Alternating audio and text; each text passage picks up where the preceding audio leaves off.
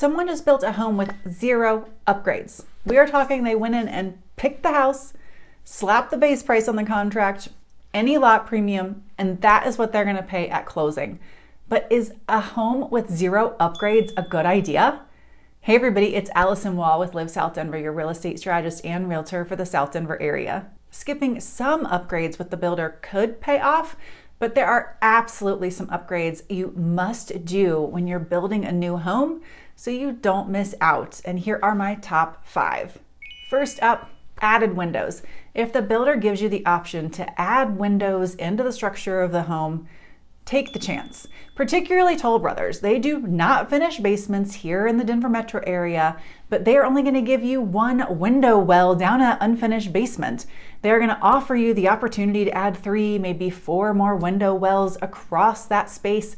Take the opportunity and do it, because you cannot have a legal bedroom without 2 forms of egress. That is the door and a window. So if you do finish that basement and you take that 1 window they gave you and make it into your bedroom, the entire rest of your finished space has no windows. It's gonna feel like you are in a cave. And yes, you can put in can lights, but it's not gonna feel the same as just knowing that you can see a window and some natural light when the sun is shining at the right angle over your home. Number 4, added square footage. Some builders will let you bump out some space from your house. They will let you pop the top. Adding on a garage fits here. It's not livable space, but it is definitely some additional size, square footage space for storing things, extra car, hobby space, toys, kayaks, etc. Doing any of that later is nearly impossible, so do it now if you want it. Door height and size changes. So a standard set of doors on the main floor are going to be about your 6.5-foot doors, same on the upstairs. But builders are often giving the option to increase to 8-foot doors on main. It's hit or miss whether they're going to give you the option upstairs.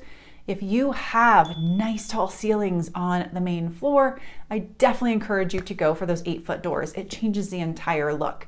If you can, if it's in your budget, do it on the upstairs as well. It is noticeable. And on that back patio wall, there are usually options to change out to French doors, double sliders, moving your doors around, combining into one, leaving a window there so you have a place to put furniture, or the ever impressive stacking slider. Now, if you are not on open space, I don't recommend you getting a stacking slider. Most people don't want to move a 15-foot door and have it wide open looking right onto your neighbor. But if you are in open space, you almost have to have that stacking slider. It's expected. And if you don't, when you go to resell your home, if there's another one in the neighborhood, someone's going to pick the other one. They want the stacking slider. Number 2, plumbing changes. This could be where you're taking a bathroom that's a half bath and making it into a 3/4 bath on the main floor. It could be adding plumbing stacks into a basement for future finishing, adding rough-ins for a wet bar. The ever-present option to change around the master bath, the primary bath. Is it going to be a configuration that's standard? Are you going to get the mega shower? Are you going to have the freestanding tub? Are you going to have the tub inside the uber mega shower? You've got to do those things now. It is so hard to do later. And sometimes when you upsize the bathroom, it changes where the closet's going to be. It might downsize the bedroom a little bit. So those choices really need to be made now. It's something very challenging to do later. And the plumbing stacks often move around in the house. So having someone make a new configuration for you later can be very costly. Oh, and before I go on to number 1, do not forget about your laundry room sink. That option often adds up to several $1,000s because they get you at the sink. Sometimes they charge you for the sink itself, not just for the plumbing. Then there's usually additional cabinetry costs that come in. And if you upgraded your cabinetry in the kitchen, you have to pay for the upgraded cabinetry in the laundry room. I have seen it cost $3,800, $4,200 just to have a laundry room sink. However, if it is important to you, also do that now. It is a hard one to have upgraded later unless you happen to be in a single-story home with an unfinished basement. And number 1 on my list, probably not surprising, this should be number 1 on everyone's list, electrical. Electrical is so much cheaper and easier to do with the builder. Now, it doesn't seem cheap when you see all the line items and you add it up and you're like $8,000 on electrical, sometimes more, depends if you did surround sound or some other elements. But to think about not doing it and then hiring an electrician to come in and pull all those wires, punch all those holes, add the outlets, add the switches, pull some wiring down to put the overlight vanity. It would easily be more than that by the time you had to come back and patch the drywall, do the paint, see the paint not match, which is entirely feasible. You would not be saving money or time or headache. That is my short list of upgrades you will regret skipping with the builder as you go and do your new construction home. There are more. There are so many more. One of my builders sent me a package of all of their options the other week. There were 200 pages in there. Now, it's not like you could pick all of them. There was an alternative. You had this one or this one. 200 pages of choices. There is a lot. So as we drill it down, where would you orient your dollars if you had to make prioritizations? Always toward the structural, the stuff that is hard to do later, the stuff that changes the layout, the square footage options, the reconfiguration of the kitchen, the reconfiguration of the primary bathroom, the popping of a top, the bumping out of space, the adding a garage. Always think structural. That is where your money should go first. Plumbing changes fall under that, electrical falls under that. Then think covered patio. That is absolutely something that ties into the structure of the home when the builder does it. If you do it later, it doesn't get to tie into the structure of the house without voiding warranty. Fireplace is similar. Having a fireplace in your home is a structural change. That's going to run right through with the permitting when they initially put your house over to the municipality for approval. Now, a fireplace can be a hit or miss choice. It's going to bump out generally into your living space. It's not very common anymore that the builders take the box and put it on the exterior so that your fireplace sits flush on the wall. But you want to do that now rather than later. It is just so much easier to do. Fireplaces, again, like I said, they're hit or miss because they aren't kicking out a lot of heat anymore. They're usually much more for an aesthetic, modern look. It's very rare you get a vent or a fan that's pumping out a lot of usefulness. But there are buyers who come to Colorado who've never lived in a mountain state, and it is an entire feel for them. If they're going to be in a snowy place, they're going to have a home with a fireplace. So keep that in mind too when you're allocating budget dollars. If you know you're not going to be in this home for a really long time and you think resale value with every choice, the fireplace may be one you want to include. Then we're coming down to our cosmetic options. We're looking at flooring, cabinetry, tile, the things that put your fingerprint on the home. The standard options are not that beautiful in most instances. So you're going to be spending some money here usually. So think wisely. How long are you going to be in the home? How do any of the standard options mix? There might be some nice standard tile, but you don't like the floor. Maybe you're going to go with the standard cabinetry because they've offered a wood look and the wood look is trending again. But if you want something different, then how much budget do you have to work with? Very few builders are offering real wood. Engineered wood is about as high quality or as close to real wood as you're going to get. They're usually still including carpet in several places on the main floor, mostly upstairs, on the stairs, and if the basement's finished, in the basement. So you're upgrading to hard surface everywhere else, which is a pretty penny. To do hard surface on the stairs is one of the most expensive upgrades you can do. So there may be some wisdom in looking at doing that aftermarket if you can find this product you're looking for on the open market pretty easily. If you're going to keep carpet anywhere in the house, definitely upgrade the pad and think about what to do with the carpet. Do you want to upgrade just a couple levels so you get a little longer wear out of it? It's a little bit more on trend.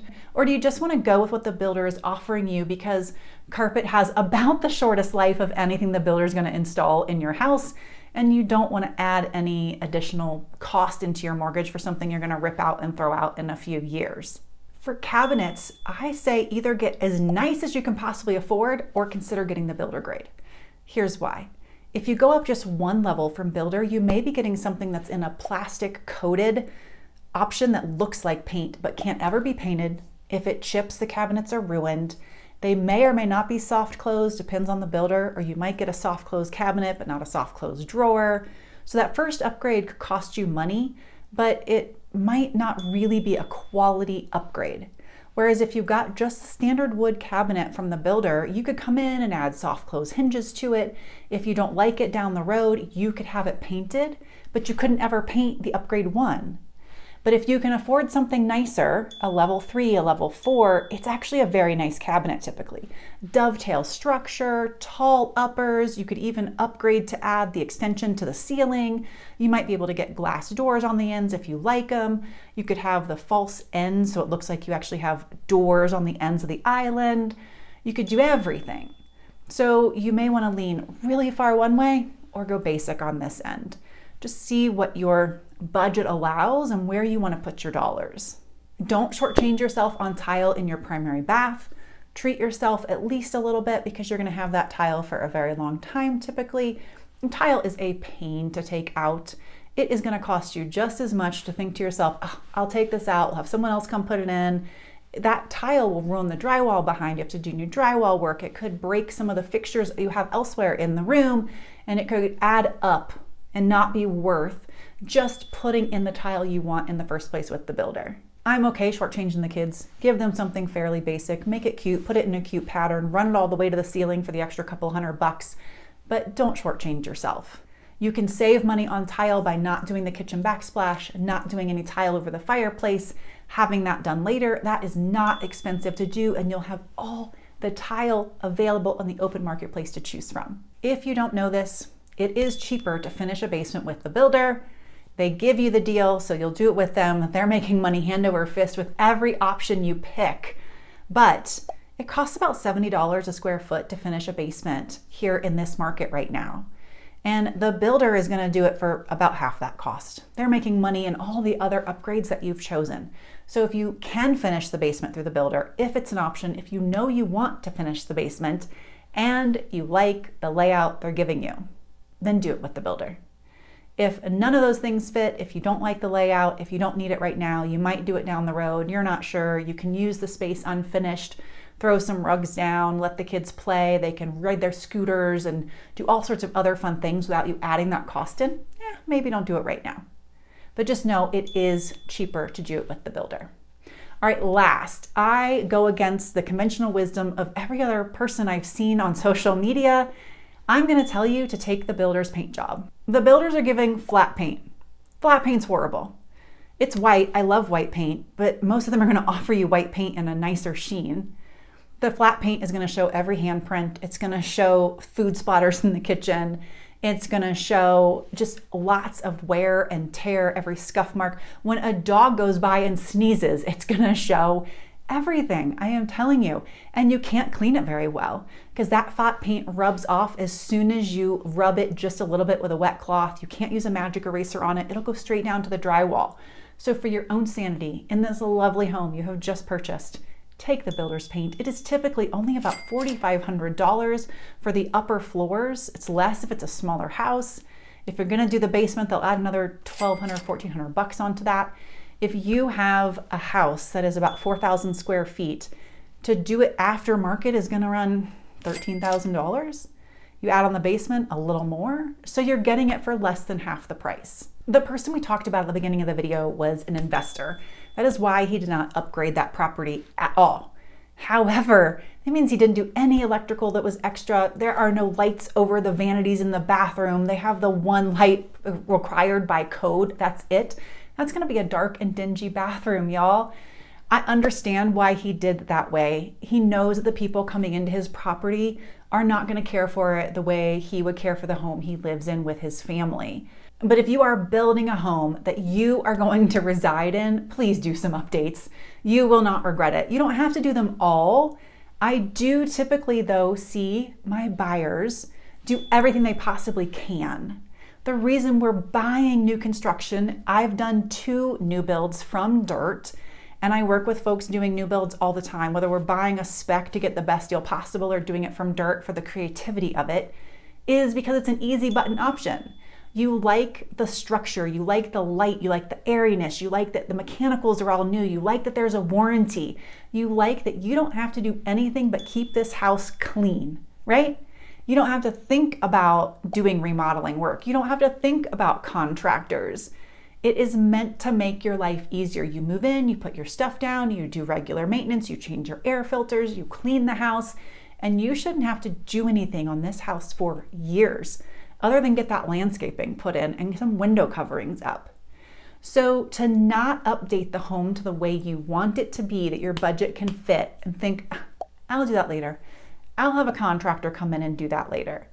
It kind of defeats the purpose of new construction. If you do happen to be someone who thinks, I can do that cheaper, I just want the mold of a house that I like, and I want to do the nicer cabinets later. I actually saw this. I went to a home, it is in the Canyons, and the clients are having me look at their house. They want to list it. They want to find something that's closer to where their kid goes to school. And they were the second owners. And they were like, yeah, this person who owned it took out all the cabinets and put in nicer, higher end cabinetry. Y'all, I couldn't tell. This color was one that Shea offers, the size, the style. I was like, are you kidding me? They tore the kitchen apart for why? So it doesn't even mean that someone will notice. I digress. But if you are a person who wants to have a home and then come in and redo it, I would really encourage you to go into an existing neighborhood. I actually think you'll get better value out of it. And here's why. The new construction is generally all on the periphery. It's farther out. It's the farthest reaches of Castle Rock. It's the farther edges of Parker. It's way on the edge of Littleton in areas that are closer to busy roads, not tucked into trees. It tends to be a little less desirable today than if you were somewhere closer in. You could be somewhere tucked into the trees in Parker. You could be in Highlands Ranch. You could be in a more mature area of Littleton. And you could redo a house that fits your needs, and you'd have mature landscaping, tall trees. You could be in a school zone of your choice. You could guarantee top schools. You could pick your commute time to whatever you want, whether it's the mountains, work, airport, stores. Someone told me they have to be within 10 minutes of a Costco or they'll just shrivel up, whatever your taste and flavor is. So if you are going to think in that mindset of I'm gonna redo, pick an existing home. I know you'll get more value out of it. Otherwise, upgrade the heck out of your new construction home. I do not hold to the mindset that I see across social media of scrimp, scrimp, scrimp, save, save, save. Do everything you can other than probably blow it out on floors, because the builder will offer some custom spec on floors, and I think that's hard to recoup the cost on, because that's why we do this. I love new construction homes. All right, there's my hot take on new builds. I love it. I am an expert in it. I sell dozens and dozens of new construction homes a year, and if I can help you walk through that process, get the best deal, design your home, and you want to do that here in the Denver market, please reach out. I would love to connect, and I will see y'all next week.